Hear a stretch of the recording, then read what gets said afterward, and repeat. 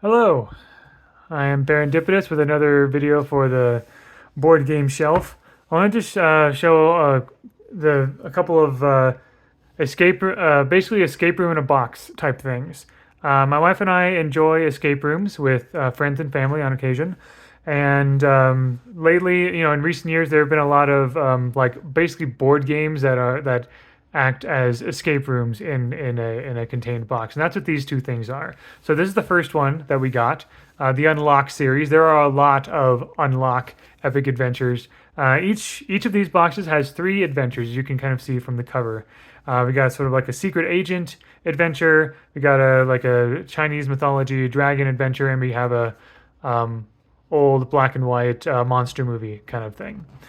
I'm so my wife and I have played through these three things. Like a few years ago we did complete we completed them. We were able to figure it. We solved them basically, but yeah, we'll just kind of show various things that are. So this is a monster movie poster. It's blank on the other side. Fun little prop there. There's an instruction booklet on how it works.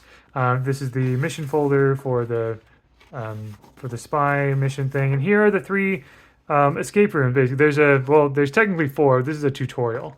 The thing that I'm impressed with the thing that impresses me about about these unlock, escape room in a box things, is that with most escape room in a box situations, or with most escape room kits, you tend to get like a bunch of little lock boxes or a bunch of little props and things like that.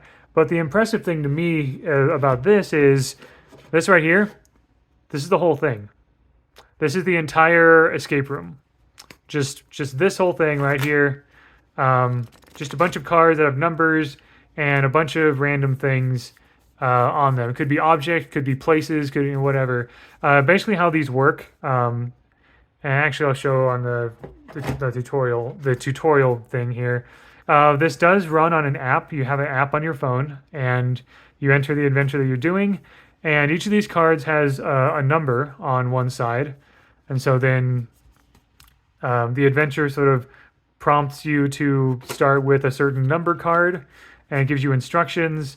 And generally, to try to figure out the next answer, you would generally like combine numbers. Like for example, if we wanted to combine these two items, we would add 16 and 11 and make what is that, 27. And so then we would try to find the card that said that the card that says 27. And if we don't find it, that means there's nothing to find. You need to find something else to do, essentially. There's other meanings to these different like colors and so forth, but that's essentially what you're doing. You're combining numbers that lead you to different parts of the deck, which is really cool. That's just really solid, efficient design. Oh yeah, and sometimes you have something like this where you have a room with different things to look at, and if you want to inspect something, let's say I want to inspect 42 because that's the answer to the life, the universe, and everything, right? So 42, I look for card number 42. Here it is, and yeah, and it describes what it is. Yeah, it describes what it is and everything. It says you can combine this object with a blue number. To do so, add the numbers together, so on and so forth, right? These cards are supposed to be in numerical order, I guess. I think, but anyway, that's essentially how it works. There are a bunch of other sort of like mechanics and things that you basically basically play as you go along, essentially. So yeah, you can see there's numbers on this thing, right? And they're very thematic as well. This one very much. There are some. Sometimes the cards are treated like an actual like movie, like a film reel you flip through and things like that.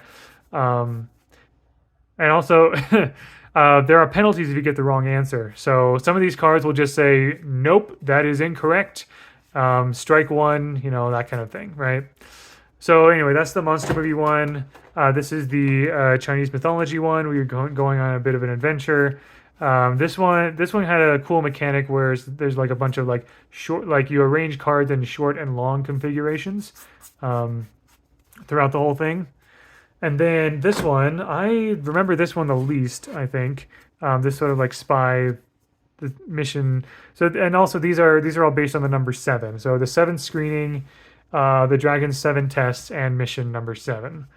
This might be the 7th box that the unlocked series, the 7th unlocked series box.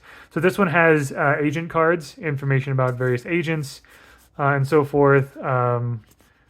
Yeah, top secret files, and then read this card only when instructed. So there's a, oh yeah, slight spoiler alert. There is a moment where you have to try to like defuse a weapon, essentially. Um, and actually, you'll notice there's something on this. There's some interesting decoration on this box as well that is used later. So anyway, this is the only, like I said, this is the only unlocked box that my wife and I have done, and I love them a lot. Like they're very creative. They're very. I love how they do a lot with a little, and I really admire that. The only downside to escape room in a box things is that once you've done them, you kind of know the solutions, unless you wait for a while and kind of forget the solution after maybe months or years, and then you can play them again. Here's another. And here we have one by Adventure Games. Discover this. Well, it's by Cosmos in their Adventure Game series. This one is. They basically have a bunch of. This is one standalone adventure, but it's a longer adventure. Monochrome Inc. This is basically some kind of like evil science corporation kind of thing. And this one does a very similar thing to the Unlock series, but one of the main differences is that I don't believe this one has an app. Instead, we have this booklet, and you read different sections of this booklet as you're prompted. And there are also you have these standees basically to represent yourselves as you go around. This is kind of a bit like Dungeons and Dragons or other TTRPGs, because you have these boards that represent locations, and so whenever you want to look at a location, you look up the number, and you read it, right? So that's the case for all. There's all these different locations, and you reveal the locations as you're prompted to. And sometimes locations change. The story might change depending on what you do. There's a lot more freedom. It's kind of a mix between board game. It's got the components of a board game, the feel of a tabletop role playing game, except with no dungeon master or game master. Like this game is the game master, like this booklet essentially, and the cards. And it also has a little bit of that video game feel where there might be some like random little secrets or something if you come up with a very creative solution. So really, really cool stuff. And also I do like the fact that you can kind of like use these to kind of figure out who is in what room and whatever.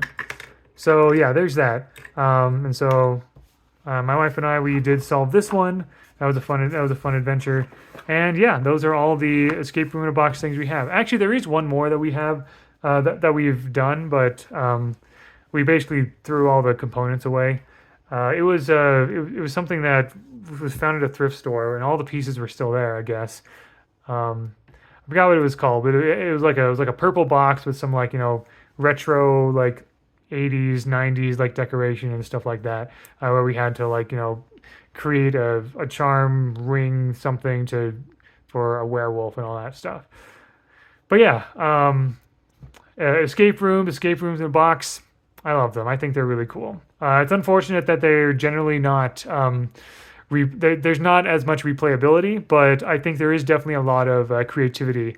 You have to really think outside the box when you have so few components, and you have to kind of rely on sometimes just cards, maybe an app. And in this case, in the case of this other one here, Monochrome Inc., cards, some standees, and some little placemats for rooms.